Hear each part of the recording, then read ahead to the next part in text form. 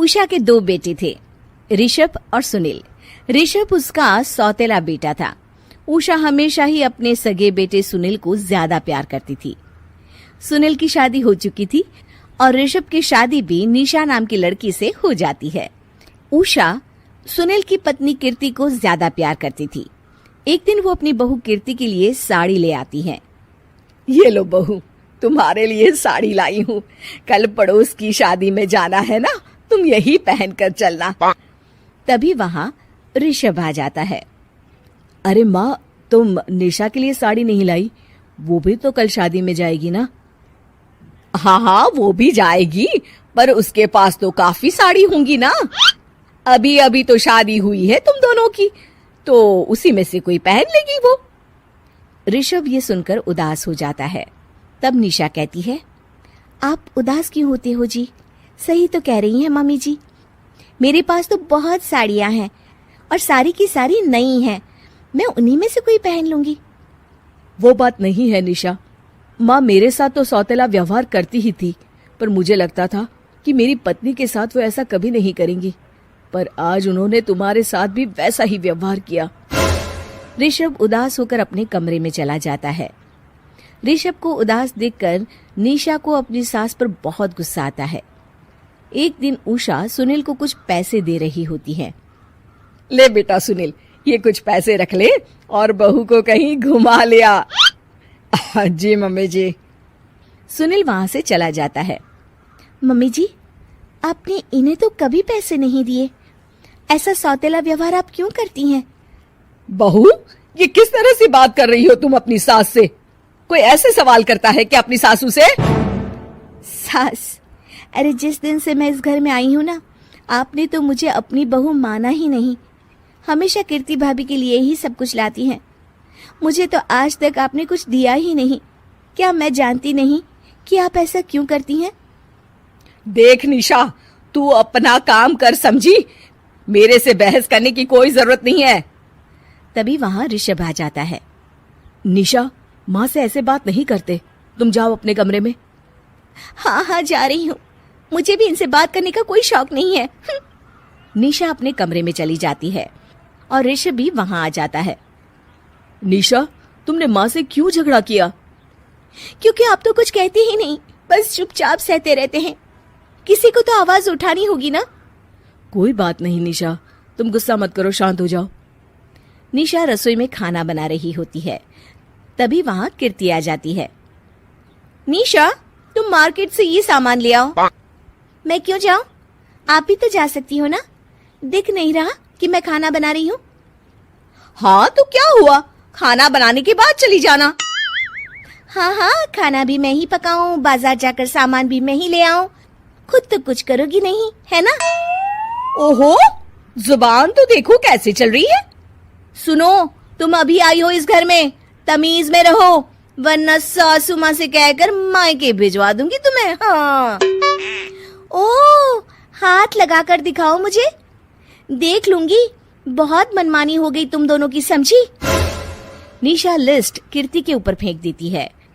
कीर्ति निशा को मारने आती है तो निशा उसका हाथ मोड़ देती है। मर गई रे, छोड़ मेरा हाथ। आज के बाद मुझसे कोई बदतमीजी की तो अच्छा नहीं होगा। कीर्ति रोते हुए अपने कमरे में चली जाती है। उस निशा चुड़ैल ने मेरा हाथ मोड़ दिया। मुझे नहीं रहना इस घर में। अरे कैसी बेकार की बातें कर रही हो। अरे निकालना ही है तो ऋषभ और निशा को निकालेंगे। नहीं, मुझे अलग घर चाहिए। कान खोलकर सुन लीजिए, हम दोनों इस घर से जल्द जाएंगे। आप नए घर का इंतजाम कीजिए बस। मैं इन दोनों के साथ ज्यादा नहीं रह सकती। हाँ, वैसे मैं भी कुछ दिनों से सोच रहा था। अच्छा हुआ तुमने कह दिया, मैं माँ को भी बता देता हूँ। माँ, वो क्या करेंगी तुम्हारे साथ जाकर? मैं चाहती हूँ कि तुम और मैं, बस हम दोनों ही कहीं शिफ्ट हो जाएं, इस सब झमेले से दूर। अरे पर माँ को यहाँ छोड़कर इस तरह से जाना ठीक नहीं रहेगा कीर्ति। वैसे वो तुम्हें कितना प्यार भी तो करती हैं। नाम का ख्याल रखती है, क्योंकि तुम सगे बेटे हो ना, इसलिए। तुम अगर सौतेले होते तो मेरे साथ भी ऐसे ही सलूक करती जैसे अभी तुम्हारे सौतेले भाई और उसकी पत्नी से करती है। अरे पर फिर भी फिर भी कुछ भी नहीं। देखो, या तो हम दोनों इस घर से कहीं दूर जाएंगे या फिर मैं अपने मायके चली जाऊंगी। हाँ, बता देती हूँ। अच्छा बाबा, अच्छा ठीक है। सुनील अपनी माँ से बात करने आता है। माँ, मैं सोच रहा हूँ कि कीर्ति के साथ अलग घर में शिफ्ट हो जाऊं। अरे वाह बेटा, ये तो बहुत अच्छा सोचा है तुमने। कब शिफ्ट होना है हमें? मैं भी पैकिंग कर लेती हूँ। अब नहीं माँ, मैं और कीर्ति ही जाएंगे बस। आप तो यहीं रहो, ये पुश्तैनी घर भी है ना आपका। अरे बेटा, तू तो मेरा सगा बेटा है, तू ही मेरे साथ ऐसा कर रहा है। मुझे अपने साथ ले जा बेटा। तभी वहां कीर्ति आ जाती है। अरे माँ, आपको पता भी है कि किराए के घर में कितना खर्चा होता है, और अगर आपको भी लेकर गए तो और खर्चा होगा। आप तो बस यहीं रहो इसी घर में। कोई बात नहीं सुनील, तुम लोग चले जाओ। माँ यहीं रहेंगी हमारे साथ। हम माँ का ख्याल रखेंगे, तुम लोग अपनी गृहस्थी संभालो। निशा को ये देखकर बहुत खुशी होती है। वो मन ही मन सोचती है, अब आया ना ऊंट पहाड़ के नीचे। अब मम्मी जी को पता चलेगा, बड़ा सगा और सौतेला करती रहती थी। सगा बेटा तो जा रहा है छोड़कर, अब आएगी इन्हें अकल, और नहीं आई तो मैं अल्लाह कर रहूंगी। निशा अपनी सास को कैसे अपने सौतेले बेटे से मिलाएगी, जानने के लिए देखिए सौतेली माँ पार्ट 2। उषा का सगा बेटा सुनील और बहू कीर्ति उन्हें उनके सौतेले बेटे के साथ छोड़कर जा रहे होते हैं। बेटा, तेरी जब कमाई बढ़ जाएगी, कम से कम तब तो मुझे तू लेने आ जाना। हाँ हाँ माँ, क्यों नहीं। चलो भी, अब कितना लेट कर दिया है, टैक्सी इंतजार कर रही है बाहर। हाँ हाँ चलो। सुनील और कीर्ति चले जाते हैं और उषा उन्हें जाता हुआ देख उदास हो जाती है। तभी वहां निशा आ जाती है। अपनी सास को उदास देख निशा उनके पास जाती है। क्या हुआ मम्मी जी, आप तो बहुत सगा बेटा करती थी। आपके सगे बेटे ने तो आपको छोड़ दिया और चले गए अपनी अलग गृहस्थी बसाने। देख बहू, मेरे बेटे को कुछ भी कहने की जरूरत नहीं है। मुझे यकीन है कि जब उसकी तनख्वाह बढ़ जाएगी तो वो मुझे लेने जरूर आ जाएगा। हाँ, ये भी देख लेंगे कि वो लोग आपको वापस लेने आते हैं या नहीं। तब तक तो आप भी यहीं हो और मैं भी। उषा अपने बेटे के ना होने से बहुत ही उदास रहने लगती है। उन्होंने खाना खाना भी छोड़ दिया। सुनिए जी, मम्मी जी ने आज भी कुछ नहीं खाया।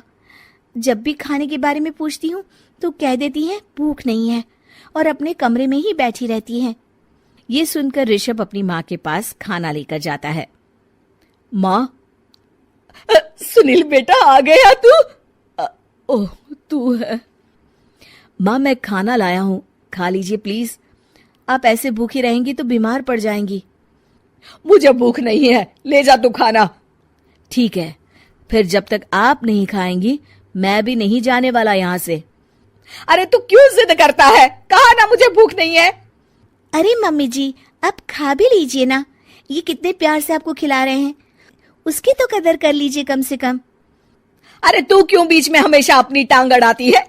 ठीक है, लाओ दे दो। कम से कम खाने के बाद तुम दोनों तो इस कमरे से जाओगे। उषा खाना खा लेती है और ऋषभ और निशा ये देखकर खुश हो जाते हैं। चलो, कम से कम माँ ने खाना तो खा लिया। उषा एक दिन सुनील को फोन मिलाती है। हेलो बेटा सुनील, तू घर मिलने आ जाना बहू को लेकर। कितने दिन हो गए, बहुत मन कर रहा है मेरा। हाँ हाँ ठीक है माँ, ऑफिस में बहुत काम है, टाइम मिला तो आ जाऊंगा। सुनील फोन काट देता है। हेलो सुनील बेटा। सुनील की बात सुनकर उषा उदास हो जाती है। तभी वहां ऋषभ आ जाता है। माँ, ये देखो, मैं जलेबी लाया हूँ तुम्हारे लिए, तुम्हें बहुत पसंद है ना? उषा जलेबी देखकर बहुत खुश हो जाती है। अरे वाह, जलेबी ला दे। उषा जलेबियां खा रही होती है और ऋषभ अपने कमरे में चला जाता है। देखा मम्मी जी, आपका ये कितना ख्याल रखते हैं, और प्यार सगे और सौतेले से नहीं आका जा सकता। आपको उदास देखकर ये आपके लिए तुरंत जलेबी ले आए, यही तो प्यार होता है। ये कहकर निशा वहां से चली जाती है और उषा सोचने लगती है। शायद तू ठीक कह रही है बहू। उषा देखती है कि ऋषभ उसका बहुत ख्याल रखता है और उसे उसकी गलती का एहसास होने लगता है। एक दिन सुनील और कीर्ति घर पर आते हैं। उषा उन्हें देखकर खुश हो जाती है। और माँ कैसी हो? अरे बहुत अच्छी हूँ। ऋषभ और बहू मेरा बहुत ख्याल रखते हैं। वैसे मुझे नहीं लगा था कि तू आएगा बहू के साथ। क्यों, ऐसा क्यों लगा आपको माँ? बेटा, फोन पर तूने कहा था कि तुझे बहुत काम है। हाँ माँ, पर मुझे ये भी तो पता था ना कि मेरी माँ इंतजार कर रही होगी मेरा। ना बेटा ना, मैं तो इंतजार नहीं कर रही थी।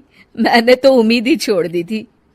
सुनील को ये देखकर अजीब लग रहा होता है कि उसकी माँ ऋषभ से अब बहुत अच्छे से बात कर रही होती है और उसके आने की उनको कोई खास खुशी भी नहीं होती है। अपनी माँ का ध्यान न पाकर उसे थोड़ी सी जलन महसूस होती है। माँ ये देखो मैं क्या लाया हूँ, साड़ी तुम्हारे लिए। हाँ बेटा, अच्छी है साड़ी तो। अच्छी है तो फिर आप आज इसे पहनो और फिर कहीं घूमने चले जाते हैं। बेटा, ऋषभ ने भी मुझे साड़ी दी थी।